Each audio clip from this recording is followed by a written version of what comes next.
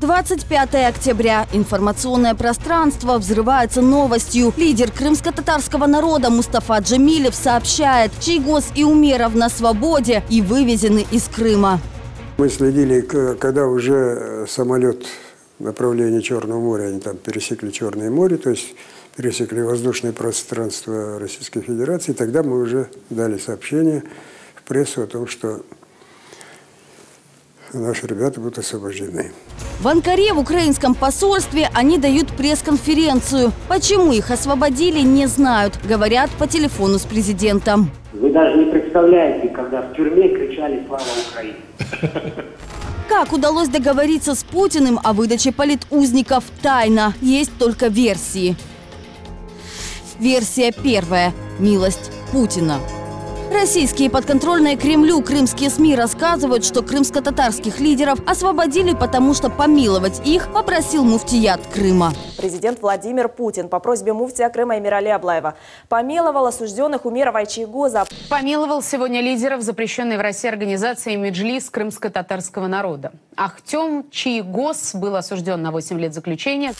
Муфтият полуострова – религиозное объединение мусульман, которое подконтрольно российской власти в Крыму. Муфтий Эмилари Аблаев просил Путина о помиловании по собственному желанию. А откуда известно, что Путин именно благодаря ходатайствам муфтията принял такое решение? Потому что накануне позвонили, это было при мне, накануне позвонили из администрации президента и сказали, что лично президент Российской Федерации лично рассмотрел это обращение и завизировал. И буквально на следующий день начался процесс освобождения. Меджлис и крымско-татарские активисты легитимность муфтията, которые действуют в Крыму, не признают, а версию о милости Путина отвергают. У этого муфтия нет лица, то есть человек без лица. Настоящий муфтий находится здесь, на материковой Украине. Этот так называемый чекист, который сейчас уже в звании, в каком, я не знаю, не меньше полковника. Самолет из Анкары садится в Борисполе. Ахтема Чийгоза и Ильми Умерова встречают десятки телекамер и родные. Из Крыма приехали дочь Ильми и жена Ахтема. Рассказывают, им предлагали написать прошение о помиловании, но оба отказались. У меня было два представителя из Москвы, из высоких кабинетов ФСБ. Они просили, чтобы я написал прошение о помиловании на имя президента Путина. Я категорически отказался. Чтобы приговор судов по Чийгозу и Умерову вступил в силу, их адвокатам пришлось отказаться от апелляции. Но закрыты ли дела против них, неизвестно до сих пор. Я их не просил меня вывозить и освобождать. И бегать от них я не собираюсь. Версия вторая. Двухходовка Путин-Эрдоган. Это могла быть двухходовка. Порошенко мог что-то пообещать Эрдогану, Эрдоган пообещать Путину.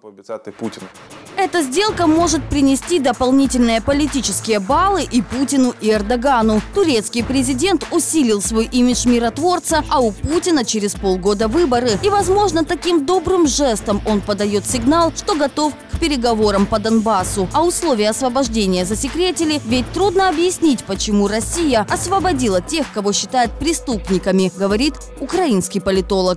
Секрет в чому? Що Путін завжди намагається зберігати обличчя. Ну і він же не пояснить, що от ми викрали цих людей, порушивши всі міжнародні закони і стандарти, ми їх просто вихватили і засунули в свою в'язницю, запхали. Він же не може так сказати? І чому він тоді їх відпускає? Але ось це танцювання навколо іміджу царя великодержавця, от йому подобається. От з такої руки взяв і відпустив. Что же произошло на самом деле и на каких условиях удалось договориться, молчит и украинская сторона. Официальная позиция подробности не рассказывает, потому что дипломатический процесс еще продолжается. Чем же заплатили Путину за свободу заместителей председателя Меджлиса? Еще одна версия – их обменяли. За день до освобождения крымско-татарских лидеров Турция выдала Таджикистану российского офицера. Денис Хисанов, бывший офицер российского Минобороны, имел доступ к гостайне. После увольнения уехал в Сирию и Ирак, воевал на стороне ИГИЛ. Через Турцию возвращался в Россию. Его задержали с поддельным паспортом гражданина Таджикистана. О версии обмена слышал и лидер крымско-татарского народа. Но на кого могли обменять Чийгоза и Умерова, не знает.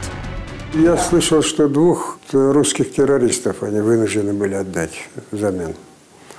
Но кого, как, вот это у нас подробностей нет.